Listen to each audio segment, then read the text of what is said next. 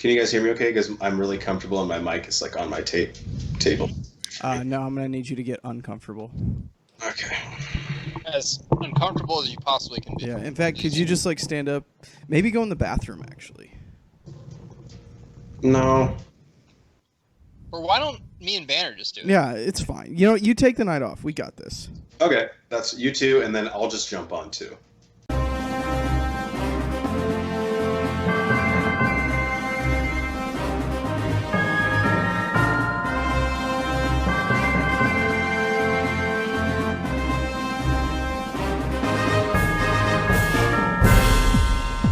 You know, somewhere there are 4 terrible fathers I wish I could thank for this great night.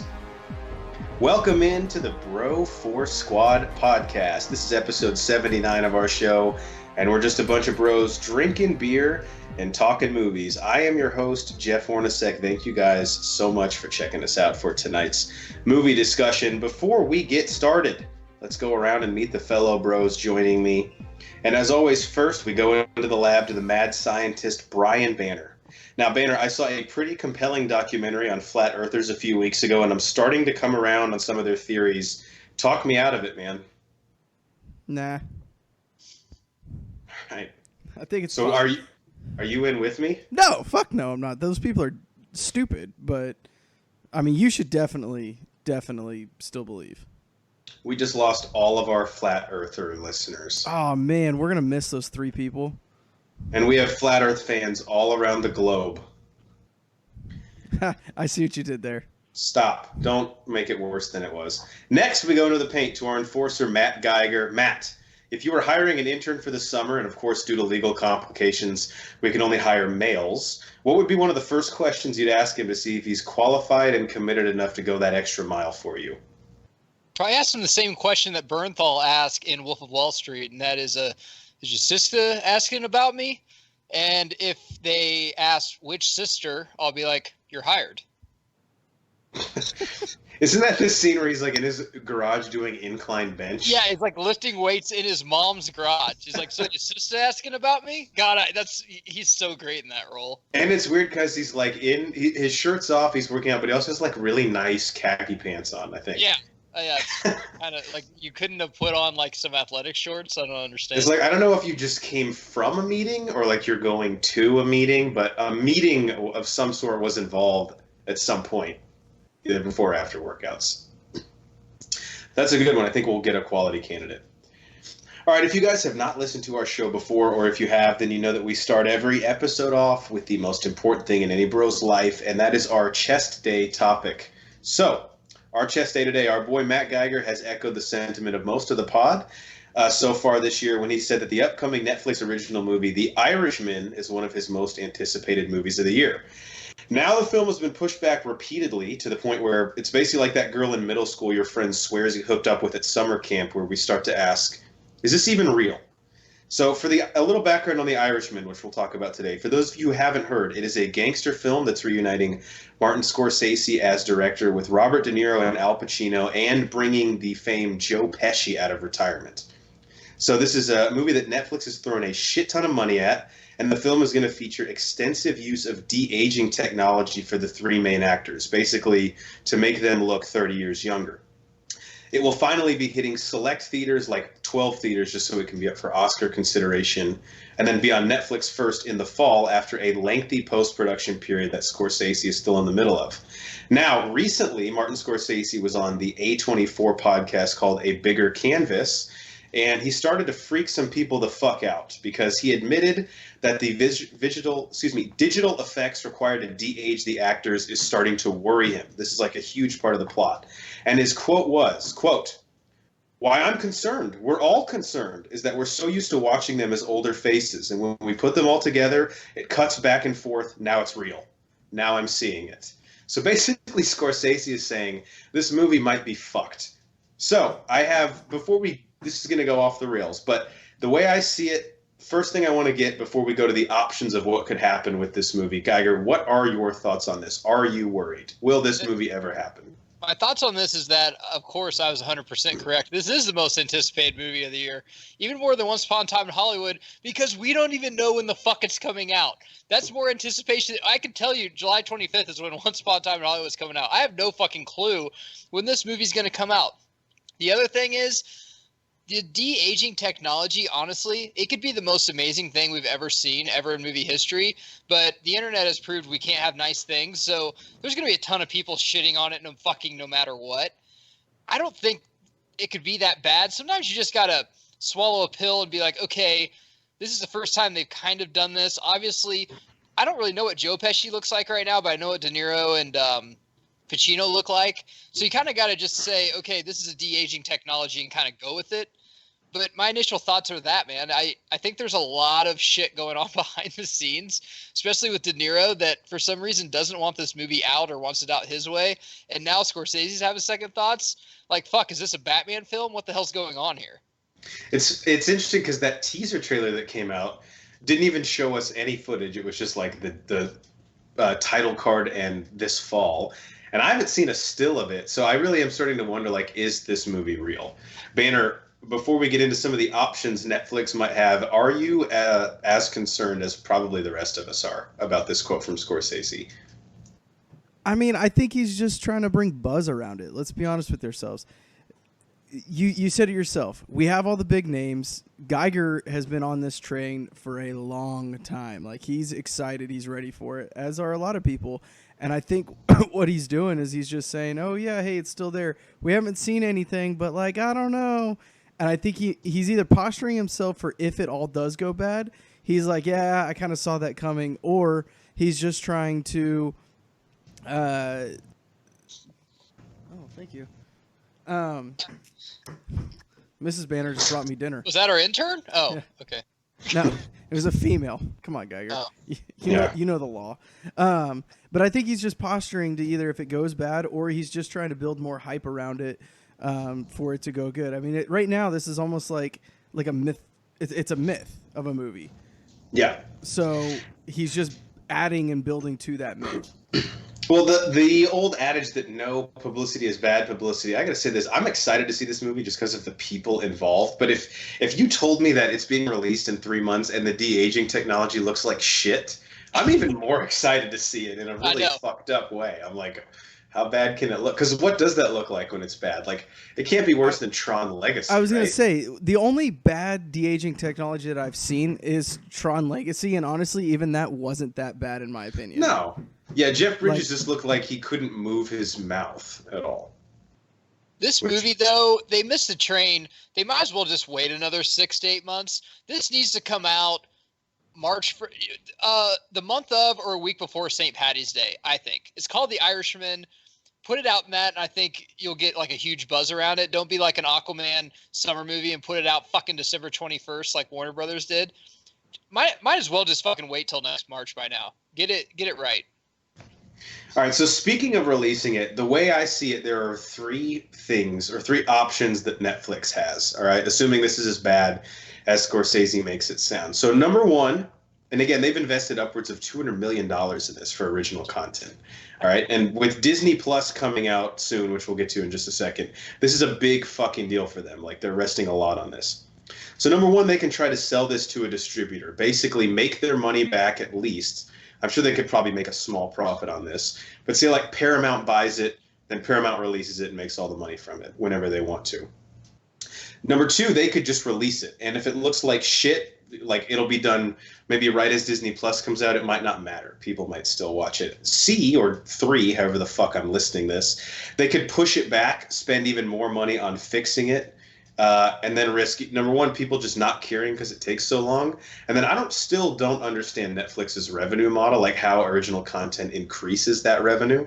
So with that option, you just risk the fact of like, if it's going to cost them money at a certain point where they won't make a profit on it regardless. So I guess that's the risk with C, or three.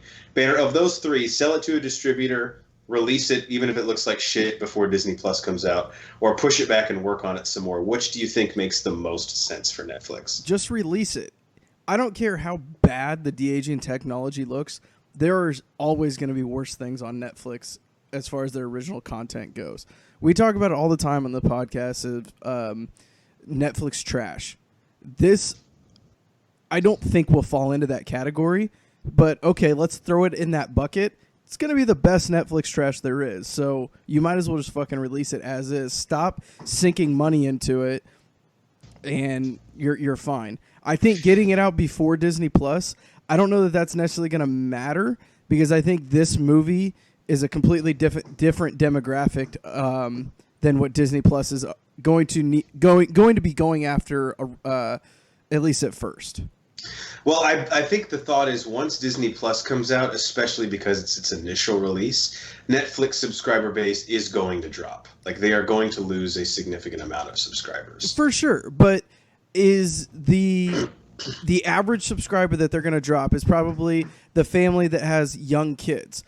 I'm sorry, but if you have young kids and you have to pick between the two, you probably don't have time to watch The Irishman anyway.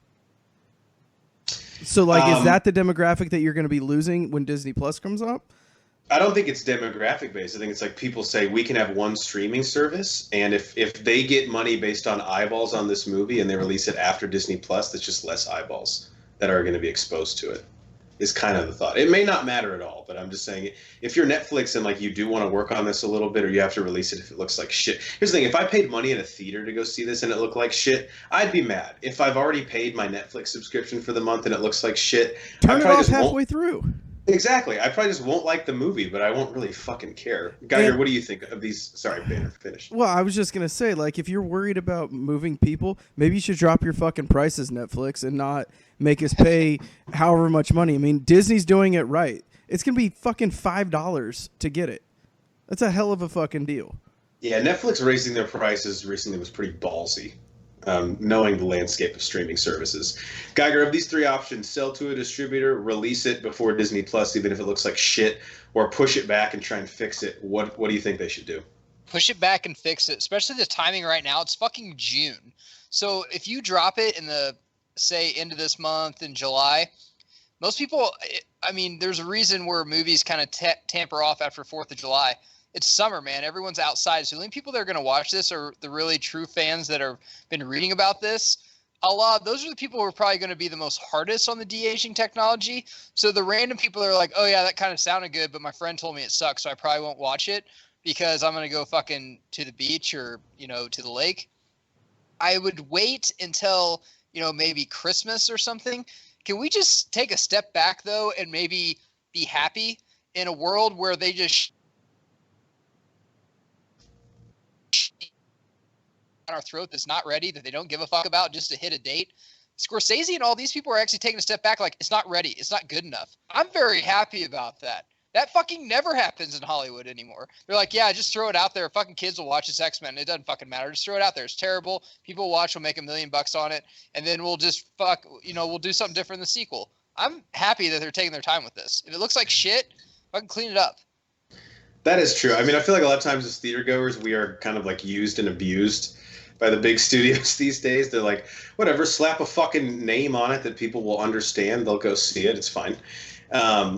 So your point makes sense. It's funny because I'm going to take actually the third option. I'm going to say they should just try and cut bait with this and sell it to a distributor. And try and break even or make a little bit of money.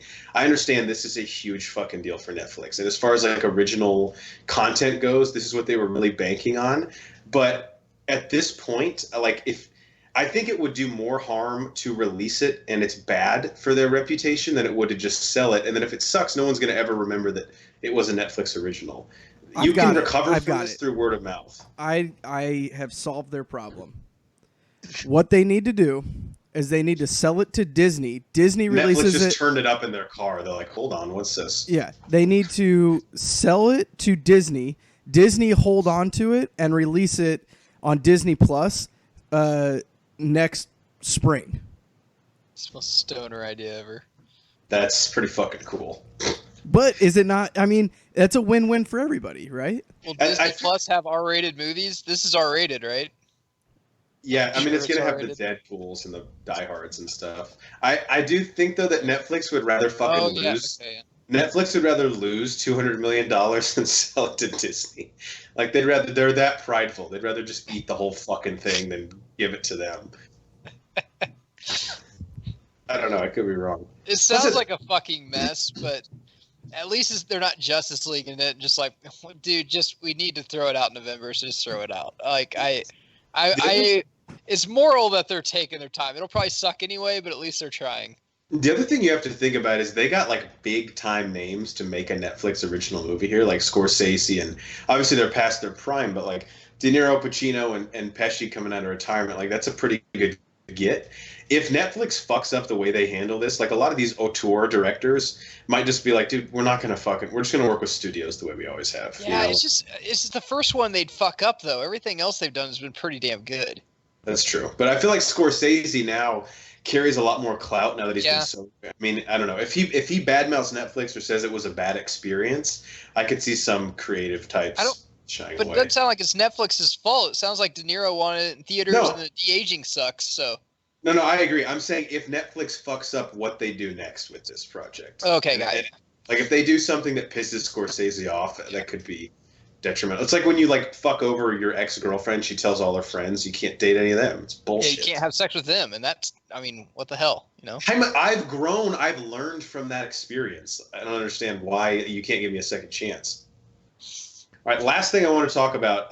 So we talked about this a little bit, but how big of a deal is this movie for Netflix, knowing that Disney Plus comes out in November, and Banner already cited they are going to be very competitive with their prices. So Netflix obviously recently raised their prices. I believe like almost doubled them, right? It's like $17. I don't know. None of us obviously paid for our Netflix, but I don't think it's one of the fucking whatever. Netflix. Yeah, you want to get my parents on here to ask them this question? Yeah, we're millennials. Come on. Let me loop in my mom real quick, see what she's fucking getting dinged every month.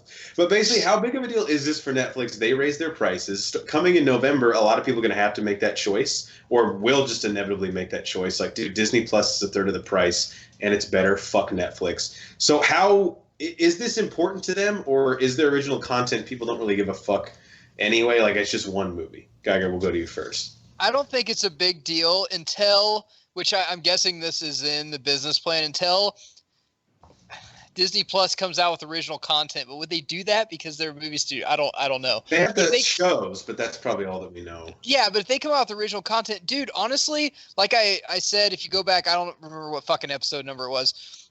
It was back in March when Triple Frontier, The Dirt, and there's another movie. The Highwaymen. All came out on Netflix. I felt like I had an AMC movie pass I was paying for on my fucking couch at home. These movies are fucking fantastic. So yeah, like I would only pay Netflix like I don't even know if I'd pay $5 a month if they didn't have any original program or anything like Making a Murder or anything like that, because their movies suck. Now some of their shows, which I'll talk about here in a little bit in the Protein Shake, that they get from other cable companies that they'll put in there, I'm like, dude, I want to rewatch that. Mad Men's one, Sons of Anarchy's on there, but their original programming is fucking top notch, dude. So yeah, I'll pay $10 more a month to see this Hulk Hogan movie coming out with Chris Hemsworth. You bet your ass I fucking will. Yeah, I think the original content is key, and Disney Plus has a good list of shows like the Marvel Universe shows, the Mandalorian, stuff like that that's coming out. But in terms of movies, they look good on paper though. We have no idea. We have no idea if they're going to be good. Yeah, we got to see them play on the field. But I want to see them, and there's nowhere else to see them. You can't see them in theaters. That is true. So it's kind of like an AMC movie pass, really.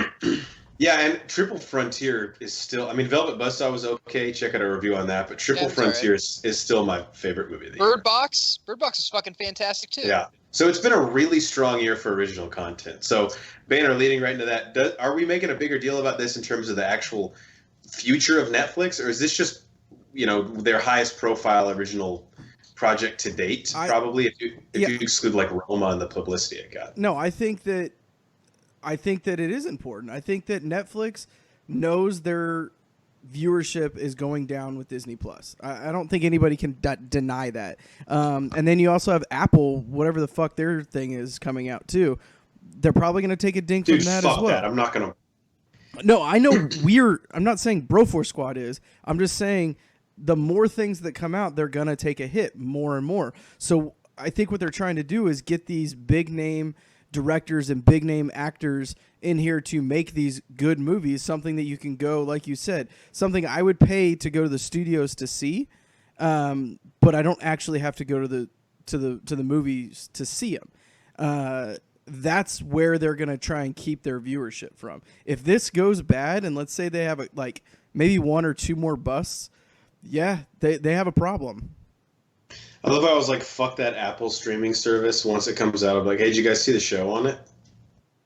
I'd be like, I said, fuck those guys. I tend to agree with you, Banner. I think we might be blowing this out of proportion, but it's tough to tell what's going to happen when Disney Plus comes out. Like, I don't think, because I'm not paying, maybe a lot of people are like us, right, where they're on a family account, they don't pay for Netflix, and it really won't affect their subscription base as much as some people think it will. Because I'm definitely getting Disney Plus. I know that. I'm assuming, Banner, I know you are. Geiger, are you, when it comes out? It's $5 a month. I think it's 7. That's what the rumor is. Yeah. 7? I mean, yeah, probably. And it's got the Fox. It's got Yeah. the Fox catalog and the Disney ABC catalog, obviously. Probably, sure. Yeah. I know it's going to be sub $10. Okay, yeah, that's not bad. Yeah, so I think November will be interesting, and maybe, Matt, to your point, like, yeah, just release this around the 4th of July. That makes the most sense, but maybe this is kind of like their prize fighter that they want to send out there to compete once Disney Plus comes out. Like, yeah, you want to fucking get rid of Netflix? Look at this shit. No, you don't. Yeah. Do we know if Disney Plus is going to be released with any original content, or is it just, hey, we're Disney, here's our big fat dick? I think just the shows, like The Mandalorian, obviously, which is set in the Star Wars universe, and then the Marvel shows. So is it going to be, are those already filmed and like in post-production and ready to go like the day Disney Plus comes out? The Mandalorian is. The others are starting to film now. Okay. So Jon Favreau is executive producing The Mandalorian, and Taika Waititi, who did Thor Ragnarok, I think directed a few episodes. So that'll be interesting. All right, before we move on to Protein Shake, any last thoughts on The Irishman? Geiger? I just need to cut out cable, I think. They're the most expensive. When's the cable just going to be like a fucking the cassette rewinder machine that used to Dude, if it wasn't for live sports, I would have fucking punted my whatever cable service. The only thing I cannot just think about, especially when Tiger was winning the Masters, and I'm like, dude, he's gonna win this. If I streamed that and it would have skipped, I would have fucking. Yeah, you would have been one of those guys on the internet where you see them. It was probably the best sports thing that ever happened in my whole life. That happened there, and if it would have skipped and I wouldn't have known it, and Twitter would be like, he won. I'm like, shit. Well, I should have just paid for cable. Yeah, you know all those tweets of the guys who smash and destroy their 65-inch flat screen TV? Yeah. That would have been us. I know. Whatever the dude. And then people will be like, I think he underreacted. I can't bring myself to do it because I'm such a sports fan. It sucks. Yeah. So until Netflix or Disney Plus has an access to like live sports, I guess it's a necessary evil, the cable. Banner, how about you? Last thoughts. Yeah, I have DirecTV Now, which is a streaming cable service, and it's great. We don't get paid by them, but it's great, and I don't have any of those problems. So fuck cable. Well, we better fucking get paid by them soon. That plug right there. They just sold a shit ton of DirecTV Now subscriptions. All right, on to the next part of our show, which is our protein shake, where we go around and talk about what is in our cup, also known as what have we watched lately. Banner, how big is what are you looking at today? Not too bad. I'll bust this out pretty quick. All right, because I got 1, 2, 3, 4, 5. I got 7, and 3 of them you and I watched together. Oh yeah, I didn't even count all those. So independent of that, so I watched Toy Story 3. So knock that out. So I'm ready. Did you cry? Did you cry? Okay, I've been on pod saying that the second one is better than the third one. The third one, on a rewatch, man, I'm not gonna lie to you guys. It made a pretty big statement. I still like the second one better, but if you check out our Pixar versus the World tournament, I shit on Toy Story 3 pretty hard, and I'm not gonna say I take it back, but I will say I may have overreacted a little. Maybe he could call you sometime. I don't know. Yeah. At lunch. Yeah, maybe. So our one of our Twitter followers at Star Wars Bill, I got in a Twitter discussion with him because he was rewatching Toy Story 2, and I actually need to go back and rewatch it because he said there's a lot of Star Wars references, like Emperor Zurg. They make him out as like a parody of Darth Vader, and I did not remember that from the last time I saw it. So maybe that one would get bumped up another peg if I went back. Oh, you definitely need to go back and watch it.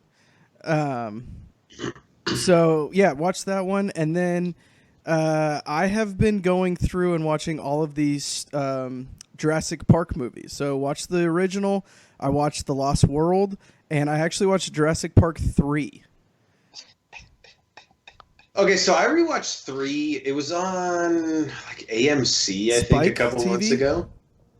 And it's not that bad. No. But Tay Leone's character is so fucking annoying. Yes.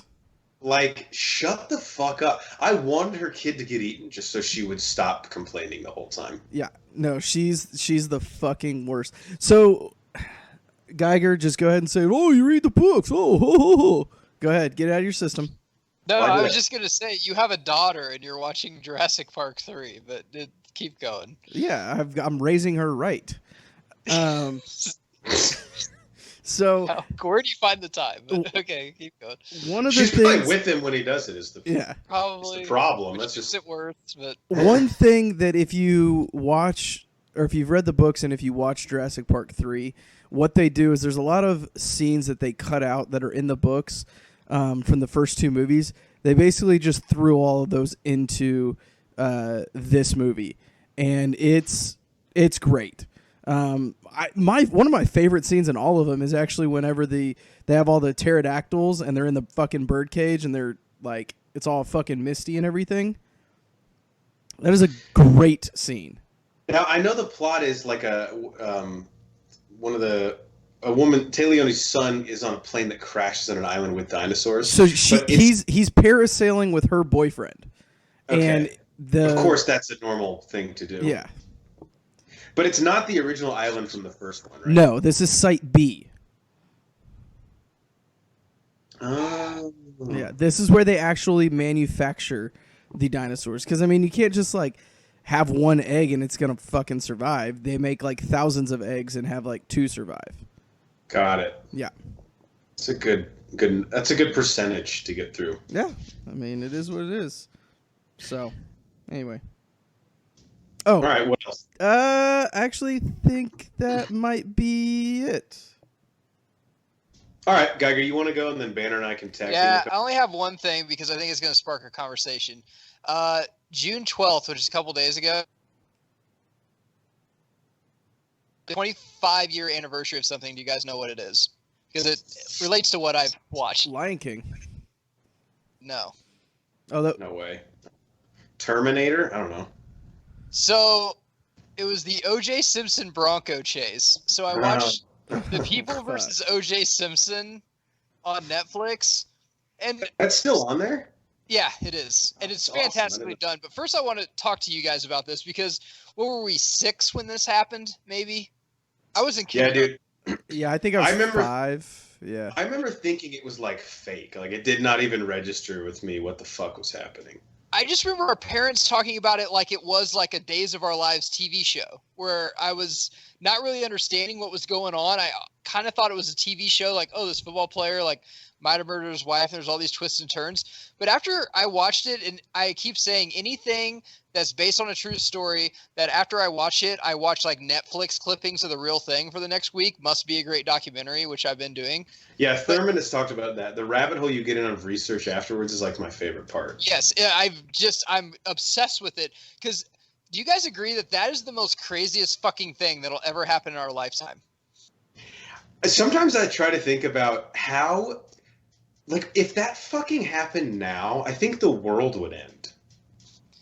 It's the thing is there's so many layers to it where like there's evidence he did it, but like Furman is like a He's known basically- racist and said all this stuff, and then they had him try on the gloves, they didn't fucking fit, and they Because we all know if you're gonna murder someone, you got to make sure you're comfortable with the gloves you put on. well, I mean, but they wouldn't even fit over his hand. Like, I mean, there's just so much shit that I'm like, you could get in a serious conversation on if he did it or not. I still think that he might have been there, but I don't know if he actually did the murders. But whenever you like constitute fucking everything, and then race is involved, and the whole Rodney King stuff where it was wrong that those cops got off scot-free on that. So was that a make good pretty much by, the jury and the LAPD and stuff like that? It's so fucking interesting to me. There's so many different characters and so much stuff. And then so if you don't know too much about it, honestly, I consider O.J. Simpson Michael Strahan. It'd be like Michael Strahan, who's a great football player, who's now an announcer, who's a public person, like basically is on trial for brutally murdering his ex-wife and somebody. That he was in the I wouldn't Naked expect Gun Michael movie. Strahan to do that. He seems like a great guy. He was in the Naked Gun movie, right? Like he's like he's like a really lovable, affable guy. But Jeff, during the time, he was like the sideline reporter for NFL on NBC. Like he was like, he was Strahan. Like he was in the booth and like talking and stuff because he's such a great football player. And they were showing scenes of him from the Bills and Cowboys Super Bowl because he was a great Buffalo Bill. It's so just interesting, everything about it. And it was very well done. The FX show, Courtney B. Vance was a fucking stud in that. Isn't there something with his shoes too? Like they found the footprint of the shoes that he said he didn't wear, but then there's a picture of him wearing those shoes on the Bills field. Sideline of an NFL game. Yeah. Yes, Bruno Mali, size 12 shoes. Yeah. Said He's never only had size 12. Yeah, and also the gloves that apparently were found at the murder scene. They have a receipt from Bloomingdale's that Nicole bought those gloves for him for Christmas like 2 years before. There's just so much fucking shit. Maybe he didn't like the fucking gift. He didn't ask for gloves. I don't know. Maybe that's why he killed her. Comments below on the YouTube stuff is like, well, that's why he killed her. She gave him too small gloves for Christmas. It was like, there's so much shit. Now OJ has Twitter, and yeah, that's a whole nother episode. It's still fascinating to me. Everything is still fucking so fascinating to me about it. I've been down a rabbit hole for a week, and I think I'm just telling you guys because I need fucking help. Like, I haven't even talked to my wife for a week because I'm watching the Furman documentation again. Honestly, if they have a DVD of every single day in that courtroom, because my dad would watch it like every day. It was on a court TV.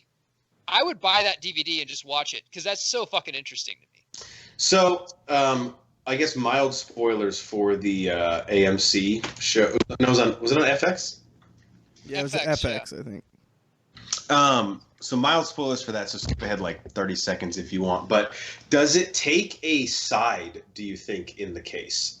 Like the way it's presented? Not really. I don't think. No.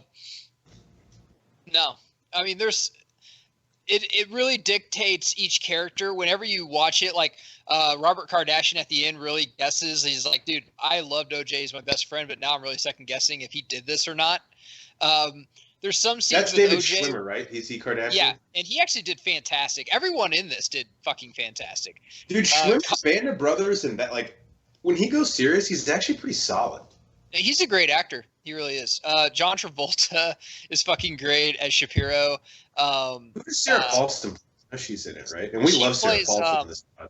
Yeah, she plays the defense attorney, Marcia Clark. And then F. Lee Bailey is played by Nathan Lane, who does a fucking fantastic job. Nathan Lane is in that? Yeah, he's F. Lee Bailey, who's God. He's on the Dream Team.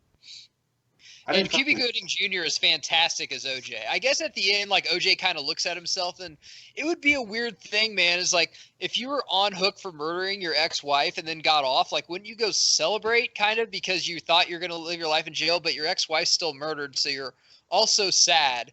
But then, right, it's a weird. But then people think he did it or didn't do it. You know, make your own decision. But it's very interesting. I'm still interested in it. I'm not sure how Double Jeopardy works, but it's whether he did it or not. OJ has basically like mocked the rest of the world that he got off trial for the rest of his life. And that's the other thing is really he didn't get off. I mean, if you think living your life in prison, yes, but in the court of public opinion, I'd say like 80% of the people in the world thinks he did it and treats him like a murderer walking around. Right. Well, didn't he lose the civil case? He did. Yeah, he lost his civil case to the Goldmans, and he had to owe him like $33 million, which he hasn't didn't have paid at the time. dime. So didn't he sold? he sold his Heisman and like stole it back from the guy he sold it to, right? Yeah. Yeah, that's what landed him in jail in Vegas. Yeah. That's just Grand Theft Auto style. You go pay a hooker to have sex with you, and then if you kill her, you can get your money back. But if you want to see the most disturbing thing ever, there are tapes, and they showed them about a couple months ago because I DVR'd it, and it was of him just basically saying, hypothetically, if I did it, this is what happened. And I saw those interviews, yeah. Him admitting it, and it's very fucking disturbing. But again, I'm assuming that that's double jeopardy because there's no way his lawyers would let him talk about that if he could be retried, right? He can't be retried unless there's new evidence, right? Is new evidence him fucking admitting it on TV? I don't know. The only thing is, and I think this is just the LAP, like they were just, it was him do it. I still believe there was someone else there at the scene of the crime. There's no way, if you read anything about OJ, see that even in prison he had someone with him all the fucking time because he didn't want to be lonely. Someone went with him, and I think that person's the one that killed him. I think he might have hired a hitman and went with him or something. I still don't think he killed him. I mean, I'll probably check out the show on Netflix, but I want a movie now too. That'd be cool. I want more stuff about it. There's a great thing on ESPN they did too, OJ Made in America, which I watched all of it, which is it went way before at his time at UFC, then way after the trial too. It's very interesting. Damn. All right, well, I'm sold. I hope that's still on Netflix. I'll probably watch it the next couple of days. It is. I just finished episode 10 before we got on pop. It's fantastic. It's fantastic. All right, you got anything else, or is that all you watched? No, because I knew that would create a big controversy. We were kids when that happened, and it was probably the most amazing thing that'll ever happen in our life. The most weirdest fucking thing ever. That I'm like, what the fuck is going on? It really is. I'm like, if you're not a '90s kid if you don't remember that day, essentially. All right, so I watched a lot. I have AMC Movie Pass, and I'm a teacher, so I have some time off in the summer. Like a couple weeks where I don't have to do much, and it's awesome, dude. I'm taking full fucking advantage of it. I might actually link out AMC A-List because it's badass, dude. It's like $14 a month, and you get 3 movies a week. And you can, unlike some of these other ones, you can reserve your seats, and you can do IMAX or 3D if you want. So I could book them all for the week right now, which is really cool. So, but before we get to the new stuff, little cock tease. Banner and I watched 3 movies that we did movie commentaries on that will drop eventually eventually. The first one was because of this Angel Has Fallen movie coming out. We watched Olympus Has Fallen, and I gotta say, this came out at the same time as White House Down. They're basically the same concept. I think Olympus Has Fallen is actually a pretty damn good movie. I've been saying this for fucking years. It's not fucking stupid. Like, White House Down, that's the one with Channing Tatum and Jamie Foxx. It's super campy. It's very campy. James Woods is like the villain. Sorry, spoilers. Olympus Has Fallen is pretty fucking cool, dude. It's like Gerard Butler sneaking through like secret passages in the White House, killing, is it South Koreans? North Koreans. Okay, good. I was going to say, do we have the balls to do North Korea in the movie as the villain? But we did, which I love. And Ashley Judd is in it for a little bit, and Geiger. Ashley Judd, I don't know if you've seen her lately. She's still got that fastball, bro. Oh, yeah? Yeah, she does. Apparently, she's an absolute fucking nut job in real life, but all the great ones are. You had my curiosity, and now you have my attention.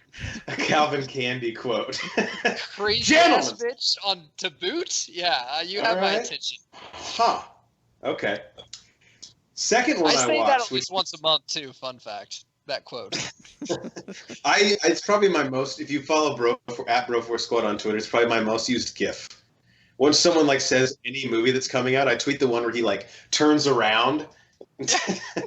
He's like on the couch watching 2 people fucking fight, and he like turns around to talk to Christoph Waltz and Jamie Foxx.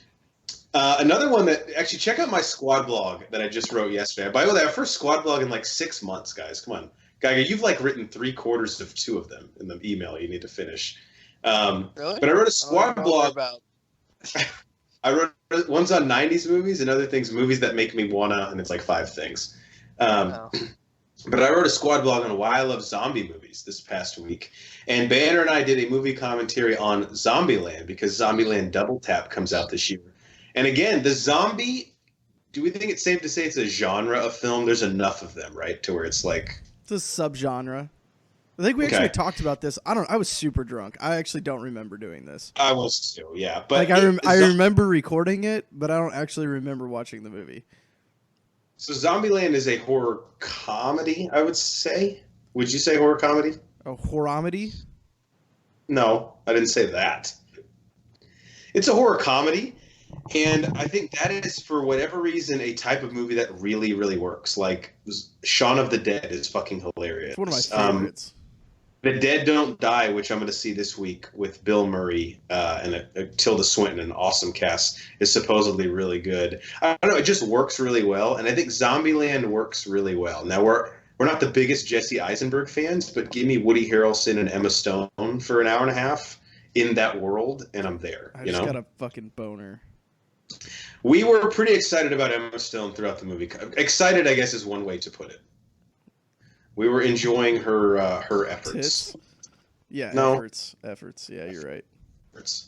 So Zombieland, check out that movie commentary coming up. And then probably the worst movie I've watched, it was a rewatch, but the worst movie I've seen in a while, and when I tell you some of the ones I saw in theaters in a second, and Geiger, I wish you could have been on this, but Banner and I did a movie commentary on the original Triple X, starring Vin Diesel.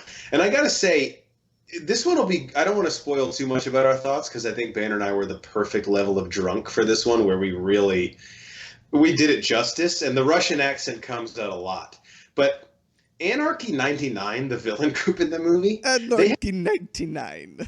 They have Did you do a movie commentary? Yeah, we did a commentary. Oh my god, I cannot wait to listen to that. Okay. They have no fucking leg to stand on. Their main argument is that we don't like when the government does laws. I'm like, no one fucking likes that. Like, what do you? But they don't have a plan. Their plan is like, let's just fucking party and get shit faced. I'm like, so you're just like a college sophomore? This doesn't have to be a terrorist group. You don't need missiles to do any of the stuff you want to do. You just need liquor and chicks, and they have those. They had both of those. So I'm like, so why even get missiles? He's like, we just want to party and do what we want. I'm like, all right, you're doing that. They do have a cool name though, Anarchy 99. Did Bodhi show up for Point Break? Because it sounds like his scene.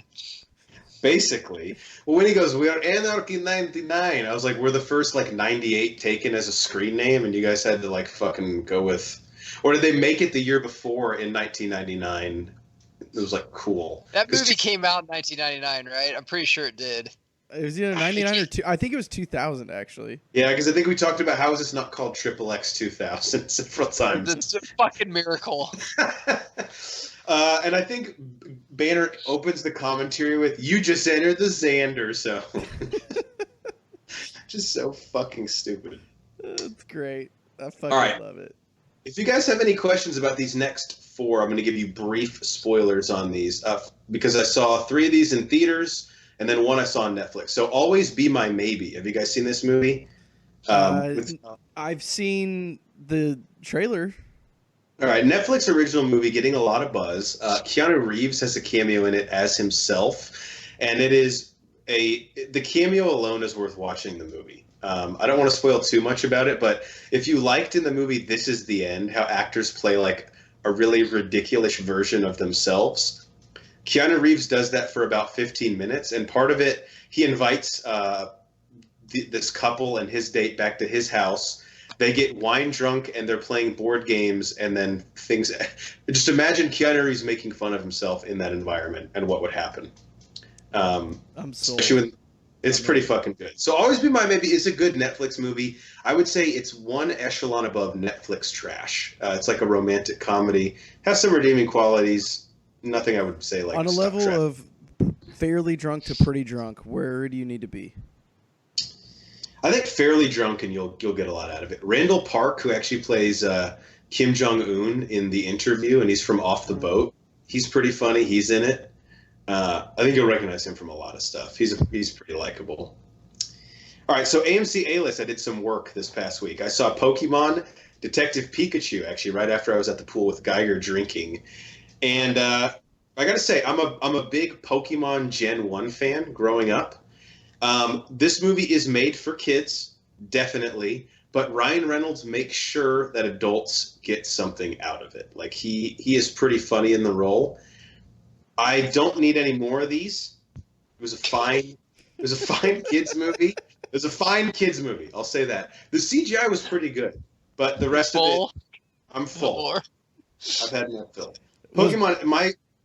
My Letterboxd review says like, if Ryan Reynolds wasn't in this, I don't think I could have made it through. Like legit with A-list, that's the thing, is I can just fucking walk out of a movie if I want to walk out. Did Bulbasaur show up? Bulbasaur does show up. Bulbasaur! Was it awesome? It was pretty fucking awesome. Okay. Psyduck is a big part of the movie too. I was a big Psyduck guy growing Okay. up. And he's very paranoid the whole movie. Does Charmander, is that one of them? Yeah, Charmander's in it. Charizard. Charizard is in it too. Charizard is actually in a pretty cool action set piece. Squirtle is in it. In the movie, Squirtles work for the fire department, of course. Naturally. What else the fuck would they do? Practical effects? No, it's pretty much all computer generated. Speaking of wanting to walk out of a movie, X-Men Dark Phoenix. Excuse me, it's just called Dark Phoenix. I saw this in theaters. Banner, what the fuck are we doing? Have you seen it, Banner? Honestly, no fucking idea. Haven't seen it. Me and the wife talked about going to see it, and I was like, so for the pod, I have to pretend that I still like these, and that they're still a good idea to make them. But let's be honest, they're not. 3 things I want to say, and this is only going to make Geiger want to see it more. Number 1, if you think Jennifer Lawrence mailed it in an X-Men Apocalypse, you have got to see this movie, bro. I mean, you have got to see this movie. Number 2, though, Michael Fassbender as Magneto is like, he's never going to get the credit he fucking deserves, but you can put a shit mess around him, and this guy is still incredible. He is so fucking good in this role. And that is one thing that I actually really will miss from the Fox X-Men movies, because he is awesome in this movie.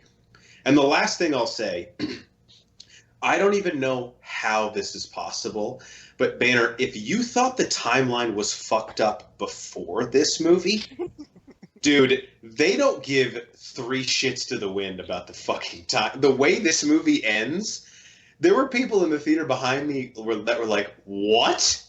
I mean, things happen at the end of this movie that it's like, they must have known that Disney was getting the property. Because, dude, they don't give a shit at the end. Like, wild things happen in the last 5 minutes of this. We'll talk as soon as this is over. I want to talk about off-pod on that. How was McAvoy? Not his best performance as Professor Xavier, but I do also have to say the last action set piece, really fucking cool, dude. Like, really, really good. The last action set piece. Could you? Was there any cool X-Men showing up that you didn't suspect? Or is that no, it's not a spoiler. No, there really weren't. There was like a brief appearance by one and a mention of another one, but it's really the main guys. How bad was Sophie Turner's American accent? No, her accent was actually fine in this. And it got better? She did a pretty good job. It's just the way that they kind of shoehorn in this character arc for her. It's pretty. The first act of this movie was edited to shit. You can tell. And again, the end of the movie, it's almost like they're laughing in our face.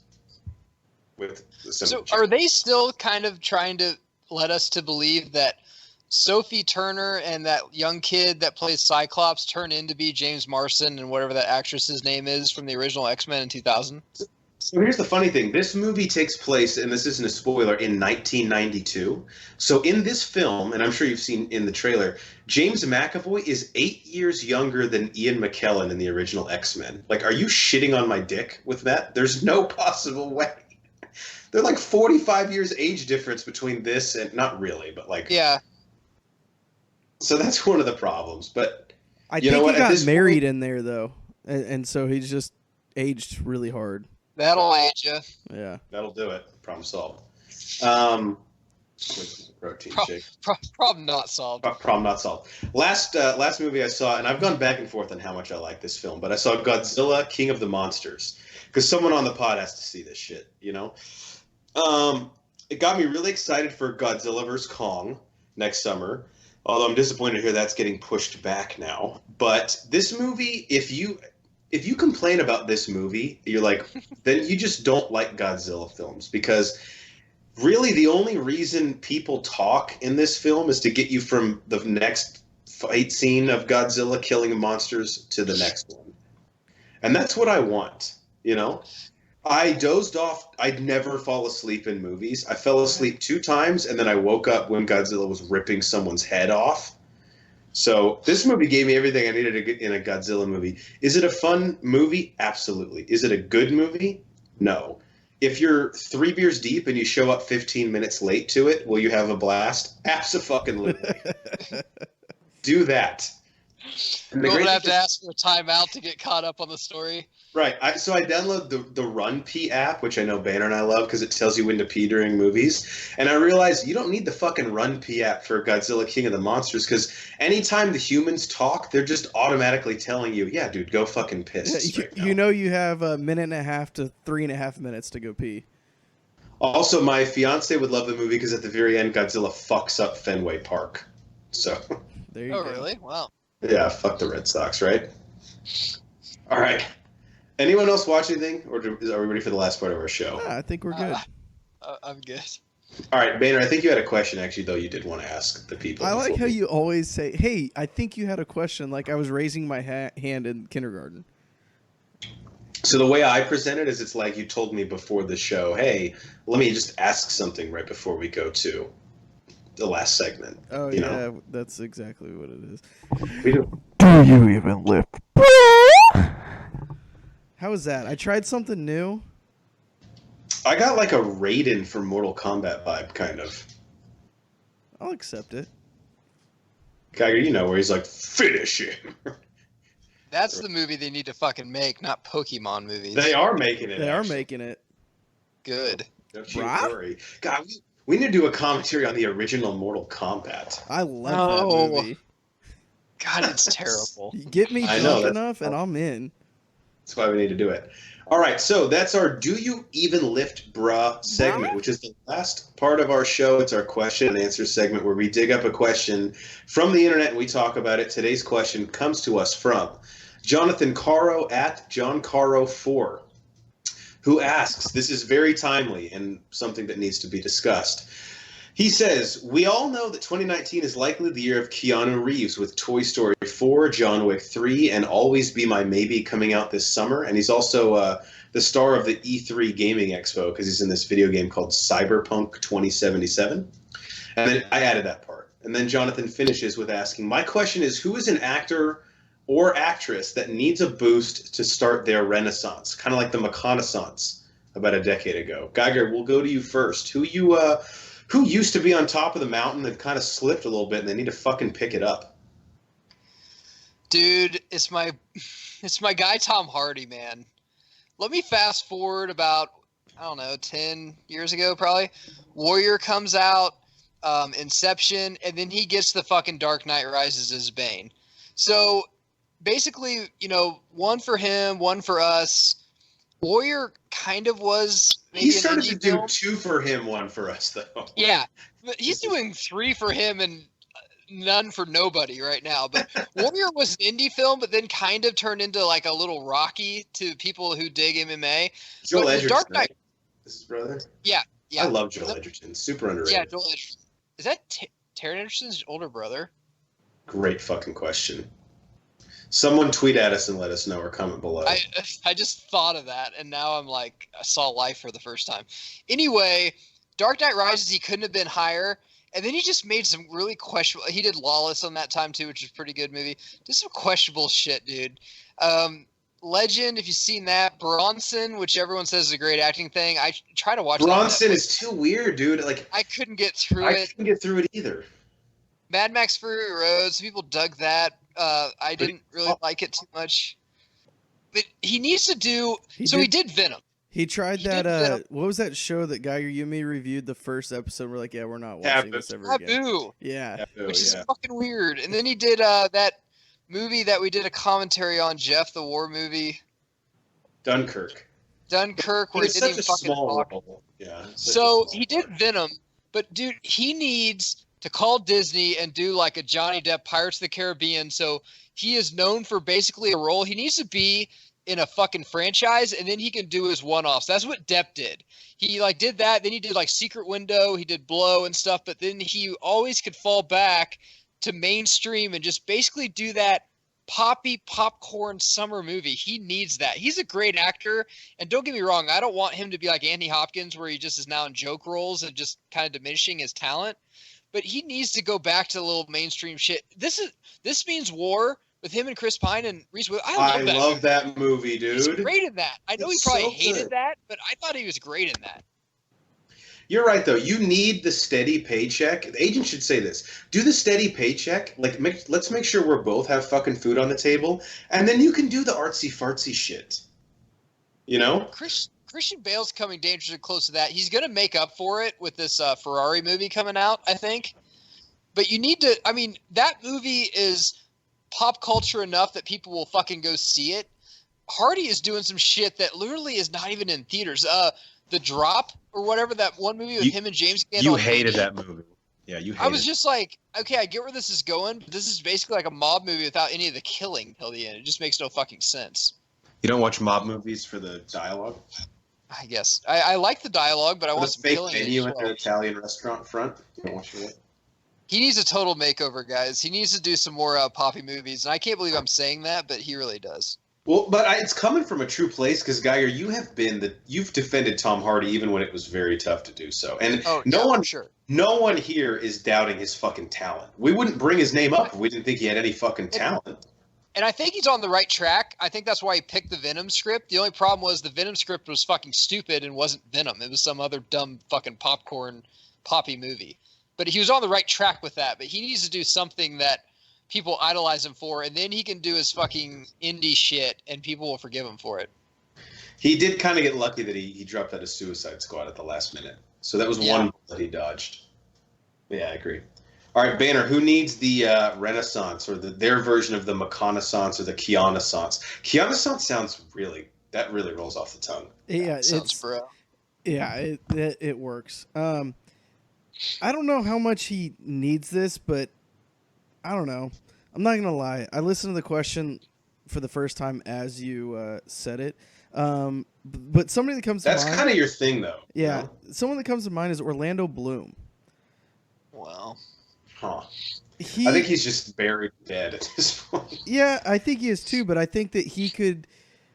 I think he could come back as like a rom-com king. No.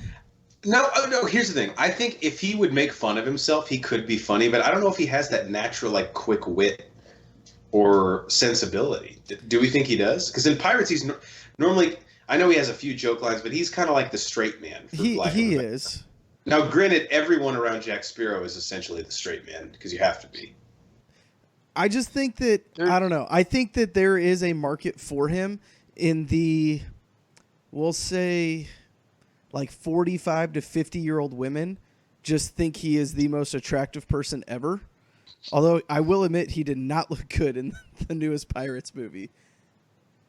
But hey, really? What about all these music movies that are coming out? I mean, he does kind of look like a musician. That's true. Maybe get a role in that. Yeah. Can he sing at all? Do we know? Did he fuck Katy Perry? I think he did. I think at one point he was dating Selena Gomez as well. Yeah, he's dated some hot. Yeah. He's like 25 years old. It's fine. She was 18. Yeah. He was perfect though. He had that year where he did like Troy, Lord of the Rings, and Pirates. I mean, goddamn, man, that was just fucking true. good films. Yeah, dude, I think Orlando Bloom is a guy I would actually like to get a beer with. Like, he seems like a fucking chill dude in real life. He's good looking. He's got some talent. I just don't think he has a lot of charisma. Which, like, nowadays, if you're a casting director, like, when you think of an actor, you kind of need to think of, like, all right, what role does he fit in? And now that it's not that he's just, you know, every Father Time's undefeated. He's a little bit older up there in years. Like, when I say like a type of character that Orlando Bloom can play, what do you think? Like, what's his fucking tool that he has? Yeah, I don't know. He still has the long hair, doesn't he? Yeah, but I mean, we can give anybody long hair. Yeah, I mean, I think he would fit in like a band movie. I don't know who the fuck he'd play. He needs to be like the fucking bassist and fuck, dude. Maybe he could be Kurt Cobain. I don't know. That's the thing, though. Just going back to the People vs. O.J. Simpson, a lot of those actors, like David Schwimmer, was the last time you saw him in. But Netflix and fucking Hulu and Amazon, all these are having such good fucking TV shows, HBO, that some of them can't afford A-list actors. So Orlando Bloom could totally recreate himself by getting on an HBO show or a Netflix original series or something like that. That's a good point, dude. And there's no stigma behind TV or like streaming service shows now, dude. That shit is legit. Like you said, Geiger, the people they get to be in those now, like you can be a bona fide super mega Hollywood A-lister and still do shows and original movies like that, and there is no one looks down upon it like they would have 15, 20 years ago. All right, I have one that might actually kind of surprise you, but then when I go back through his filmography, you're like, wow, dude, that guy kind of has fallen off a little bit. And mine is Jonah Hill. So he actually directed a movie called Mid-90s in the past year that got a little bit of Oscar buzz. It was, of course, a small film. And he did that Netflix show Maniac with Emma Stone, but I did not hear good things about that. I didn't actually watch it. Did either of you guys? No. Yeah, it looks really fucking weird. It was a show where it's like, it was a sci-fi show where there's like a VR concept where him and Emma Stone would go back to like certain time periods and try and, I don't know. Yeah, and they were like in each other's brains or something. It's fucking, yeah, it was weird. It was bizarre. The concept of them getting back together was cool from Superbad, but I didn't hear, I know Cycli saw it, but I don't think he was too impressed. And then he's gone a little too far to the artsy fartsy vein. Like he did that Beach Bum, which, you know, Geiger and I were all about, and then I heard horrible things. And said horrible, really weird. But why am I saying weird? And apparently he had a small role on that. And then he did Don't Worry, He Won't Get Far on Foot with Joaquin Phoenix. That was really artsy fartsy. And he hasn't. I think can we all agree? Show of hands. Our favorite Jonah Hill is when he's comedic, right? Yeah, when he's just improvising. Even in his, I mean, Wolf of Wall Street is, I don't know if that's a serious movie, but he's comedic in that. He's great in that. The only thing he was really good in where he's serious, he was great in Moneyball. I was just about to say that. Agreed. Yeah, but I think Moneyball was, 2011? But he hasn't actually done a full-on comedy that wasn't voice acting because he's done the Lego movies and Lego Movie 2 since 22 Jump Street, which was in 2014, which is basically 5.5 years ago. So what I would say to Jonah Hill, because I know he's listening, big fan of the pod, is, dude, you have dramatic chops, and I get that. Those roles will always be there. But you are a fucking comedic talent and like a generational talent to the point where let's not waste your prime and just totally turn your back to comedy, you know? I don't know if he doesn't like comedy, but bottom line is you're fucking good at it. Right? So just do it more. That's what I would love to see. And he doesn't have to even play like the fucking stupid fat guy. He's been funny in like This Is the End. He just makes fun of how pretentious people presume Jonah Hill to be. Yeah. That's fucking hilarious. When he prays to God and says, "Dear God, it's Jonah Hill from Moneyball." From Moneyball. That's one of the best. Even in 21 Jump Street, he's not the stupid fat guy. Exactly. He's like, infiltrate the dealer, find the supplier. See, the thing that where Jonah Hill I think is the best is when they say, okay, here's the scenario, go. I mean, if you watch like all those movies, clever. He's so quick, and he could do 10 scenes, and he's going to say 10 different things, and they're all fucking golden. I agree. We just need it more. And I'm kind of worried now that he's at the point where it's like, you know how artists always say, like, well, that's not fulfilling for me anymore. Now that he's done dramatic and like Oscar praised roles and he's directed a movie now, I don't know, he just might not find anything rewarding out of a comedy movie. But as an audience, I fucking love it. And I would love him to dip his toe back into that water. There's just not many good comedy scripts going around, man. I can't even name you a comedy I'm looking... I'll name you one, Once Upon a Time in Hollywood, because that'll probably be more funnier than any fucking comedy coming out right now. Probably, dude. I mean, Hobbs and Shaw. I mean, that'll be funny, you know, making fun of it. Unintentionally. So Geiger and I last year said that the comedy was going to come back, and it did. Last year was pretty strong, right? Like Deadpool 2, sucks. Tag, Super Troopers 2. This year, Game Night was awesome. Check out a review on all of those. But this year, there's Tag really was fantastic. Yeah, Tag was so good. But this year, there's not a comedy that I'm like, oh, hell yeah. And if Jonah Hill would get back in the game, I think that might change. Because him and that crew, I don't know if they have a name, but like the Rogan, Franco, all those fucking guys, I love their shit, dude. I know some people can't stand them, but I'm all about what they put out. All right, before we leave, any closing thoughts for the people at home? Banner? I just cannot stop thinking about Emma Stone right now. Before we get a restraining order put on us, not that we would ever even get within like 100 feet of her, but just as a precaution. Geiger, any closing thoughts? To quote Forrest Gump, I gotta pee. I have to pee too, actually, really bad. All right, and for the mad scientist, Brian Banner, the enforcer in the paint, Matt Geiger, I'm the mayor, Jeff Hornacek. We are the Bro Force Squad podcast. Thank you guys so much for checking out our 79th episode. Please follow us on Twitter at Bro Force Squad. Check out all of our reviews on letterboxd.com. Type in Bro Force Squad. That is 3 separate words. And if you type in those same 3 separate words on iTunes, Spotify, and YouTube, you can find all of our content that's publishable. We only have the free accounts, except for YouTube. That is all of our shit. And subscribe to us on all 3 of those platforms. And, of course, check out my aforementioned squad blog on why I love zombie movies. All of our content and links to everything and, like, maybe some random sites, who knows, on our website, broforsquad.com. Till next time, we'll catch you later.